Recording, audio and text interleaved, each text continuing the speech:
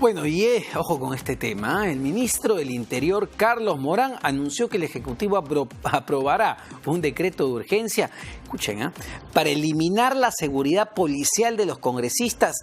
Esto una vez instalado el nuevo Congreso. El titular de la cartera aseguró que eventualmente los parlamentarios no contarían con seguridad, puesto que los 400 policías serán reorientados a cumplir tareas de seguridad ciudadana. Anunció que el personal integral, será destinado solo para el presidente de la República, representantes de los poderes del Estado, funcionarios de alto nivel de gobierno y presidente y vicepresidentes del Congreso. En tanto, Morán afirmó que antes que se instale el nuevo Congreso se notificará oficialmente esta decisión. En tanto, los virtuales congresistas por Alianza por el Progreso y Somos Perú consideran que si bien no necesitan resguardo policial, la medida no soluciona el principal problema, el problema de fondo, que tiene que ver con la seguridad ciudadana. Yo agregaría algo, ¿no? Qué conveniente que esta pelota que lanza el ministro Morán para que la prensa y la ciudadanía esté entretenida y jugando, se lance pues después de todo este problemón del caso Odebrecht, donde ha habido reuniones que no han sabido explicar de manera correcta y que trajo abajo a 4 ministros de Estado y al procurador que veía el caso Lavallato. Qué coincidencia que todo esto se dé pues en esos plazos, ¿no? Pero vamos a analizar esta propuesta que ha lanzado el ministro Morán.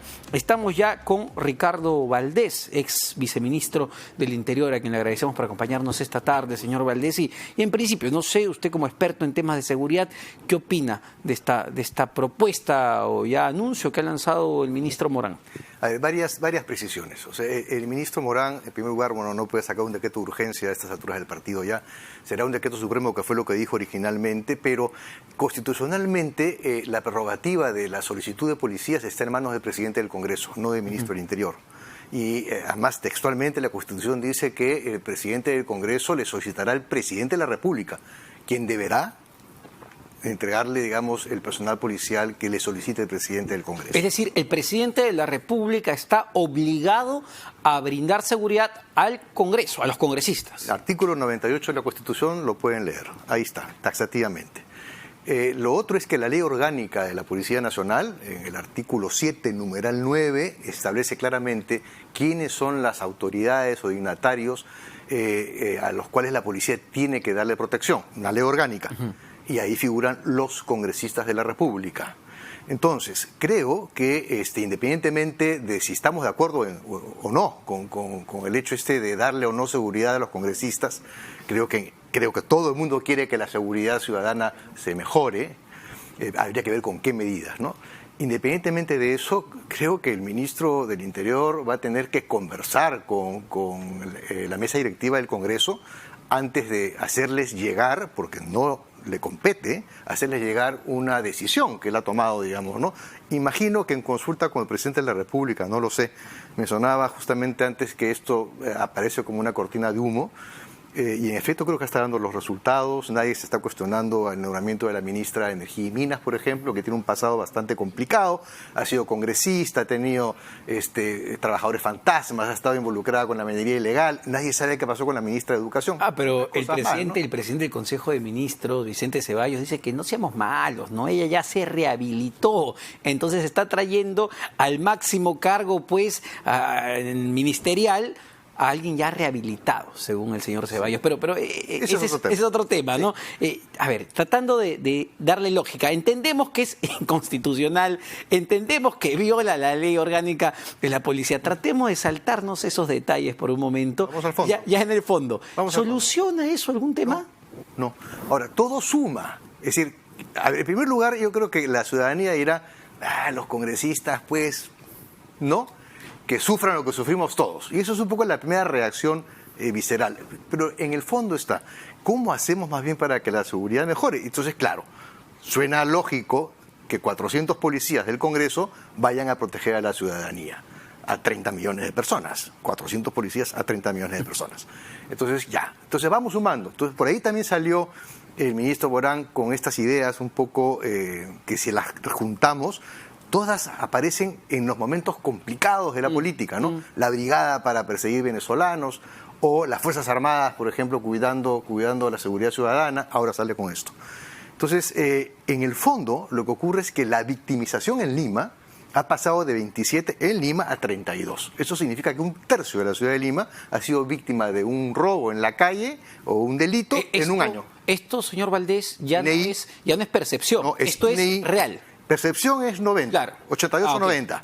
Real es 32%, ya caminamos a 33%. Es decir, desde más o menos enero, febrero del 2018, que llegamos al punto en Lima de 27%, ha empezado a subir, con lo cual, de alguna forma todo esto coincide con el gobierno del presidente Vizcarra. Entonces, claramente lo que usted me está mencionando con las cifras que me está mostrando es que estamos perdiendo la guerra contra la seguridad ciudadana y eso lo sentimos todos los peruanos. ¿Qué se está haciendo mal o qué se está dejando de hacer en estos meses? Bueno, hay varias cosas. Creo que tenemos problemas serios, por ejemplo, con la gestión y con la logística. La Contraloría General de la República sacó un informe en agosto del año pasado y ahí se estableció, por ejemplo, que el 55% de las comisarías del país no tienen planes de seguridad integral, ¿no? De lo que se llama con el serenazgo y con los municipios. Más del 80% de los policías que patrullan las calles no tienen comunicación a través de radios. Y así da una serie de ejemplos de una serie de restricciones. Tenemos, por ejemplo, un patrullero en ese momento, un patrullero para 17.000 personas en el Perú. Ya, es muy poco. Entonces, hay temas que deben realmente analizarse más dentro de un plan general. Cuando Morán dijo en octubre, yo voy a estudiar el tema de la seguridad para dignatarios, yo estuve de acuerdo, me parece bien, creo que hay que estudiarlo. En efecto, yo creo que hay que saber a quién hay que entregarle la seguridad. Y es posible que el ministro Morán tenga razón cuando dice solamente vamos a ver a la mesa directiva, pero a su vez tiene que tener un protocolo de análisis caso por caso, porque eso supone inteligencia operativa permanente que permita saber cuándo un congresista puede estar amenazado o no, o cuándo un congresista va a hacer una visita a un lugar complicado, ¿no? Claro. Que también requiere ahí seguridad. Y a ver, es decir, ¿qué va a pasar si hoy o mañana dejamos sin resguardo policial a los congresistas que, insisto, nos pueden caer muy mal, nos pueden caer pésimo, pero va a alguna región, alguna visita y lo asesinan? ¿A quién vamos a culpar? ¿De quién va a ser la responsabilidad? Al ministro Morán, eso creo que no hay mucho que pensarlo, ¿no? La gente dice, bueno, en Suecia, dicen los congresistas, van ¿cómo se llama?, en servicio público a su trabajo. Claro, la victimización en Suecia, ¿cuánto es?, ¿no? Entonces, no se puede comparar. Yo creo que el tema está puesto al debate, creo que formalmente ha hecho mal el ministro, pero que en el fondo esta medida no va a solucionar los problemas de la inseguridad ciudadana. Creo que ahí es donde lo que a mí me molesta, en el sentido de que no se le puede hacer sentir a la población que con 400 policías del Congreso vamos a mejorar. Eso no está bien. Eso no es, digamos, tratar bien a la gente. Ahora, sí se podría, y usted lo menciona, ¿no?, que sí le parece bien replantear lo que es la seguridad a altos funcionarios, a dignatarios. ¿Cómo lo podríamos replantear? Es decir, en su experiencia, ¿a quiénes les sobra seguridad? ¿A quiénes les falta seguridad? La seguridad se analiza día a día porque es tremendamente cambiante. El delito migra, hay nuevas formas de delincuencia. La gente que maneja poder es muy susceptible de ser, por ejemplo, extorsionada. Entonces, puede un congresista que está, digamos, queriendo ver algún tema de una inversión, ¿no?, una carretera o un hospital, puede ser amenazado por grupos de poder que quieren construir ahí. Entonces, ese tipo de información tiene que ser entregado por los congresistas que no tienen seguridad a la policía para que inmediatamente se produzca un tipo de intervención. Entonces, ¿quiénes definitivamente deben tener, obviamente, la protección? Creo que el ministro por haberlo indicado, o sea, la mesa directiva de todas maneras. Ahora, todos los congresistas tienen la misma responsabilidad, manejan comisiones que son complicadas, están en procesos de investigación. Por ejemplo, el Ministerio Público, la Fiscalía de la Nación, sin duda requiere protección. Pero también hay fiscales que la requieren, que están involucrados en investigaciones tremendamente complicadas y serias. En crimen organizado, por ejemplo, ¿no? Todo el tiempo. Exacto. Entonces, ellos, que por ejemplo son altas autoridades, sí requieren protección policial. Yo no sé si la señora Taucusi requiere protección policial, ya el ministro Morán tendrá que decidirlo sobre la base de las denuncias, ¿no? Pero eso se analiza día a día. Hay un protocolo básico él tendrá que definirlo. Lo que también no me parece bien es que si el ministro Morán, cuando se disolvió el Congreso, dijo, ya no hay seguridad para los congresistas disueltos, y dijo, voy a presentar un estudio para un planteamiento de la seguridad para las autoridades. Bueno, noviembre, diciembre, enero, ¿y por qué no hizo el planteamiento? En lugar de anunciar un poco hacia el carpetazo, para seguir la lógica del Congreso, ¿no?, la medida, ¿por qué no dijo, este es el análisis que hemos realizado? A partir de la fecha los ministros ya no van a tener seguridad o va a ser reducida de la siguiente forma. Empezamos por el Ministerio del Interior, y que presente un plan de trabajo y diga, y a su vez estos policías van a reforzar tales y tales comisarías donde ahí se produce el delito. Hay un punto importante, por ejemplo, ya que menciona a los ministros de Estado, ¿no? Por ejemplo, en eventos grandes, yo recuerdo claramente la última CADE de ejecutivos en Paracas, y la ministra de Economía era probablemente el ministro que más resguardo policial arrastraba. Tranquilamente podía llegar a los 20 efectivos. ¿Cuántos policías están a cargo de resguardar la seguridad de un ministro, de solo un ministro, sin hablar de los viceministros, y si es proporcional, si es lo adecuado? Es variable, depende además, porque suelen ser turnos para las 24 horas del día, ¿no?, que también hay resguardo domiciliario, etc. Y es variable. O sea, no puedo yo animarme a dar una cifra, pero fluctúa entre 15 policías a 20 policías, dependiendo del grado de responsabilidad que esté manejando ese ministro, ¿no? Allá hay declaraciones del ministro, por ejemplo, de Agricultura, donde dice, ayer nos dijo, claro, que él normal, no tiene ningún problema en dejar su... Y ahí, por ejemplo, hay un indicador, me parece perfecto. La ministra de la Mujer creo que también ha dicho algo parecido. Están todos sintonizados con este esquema, pero esto tiene que presentarse en un plan. El ministro tendrá que presentarlo al Congreso de la República y hacer política.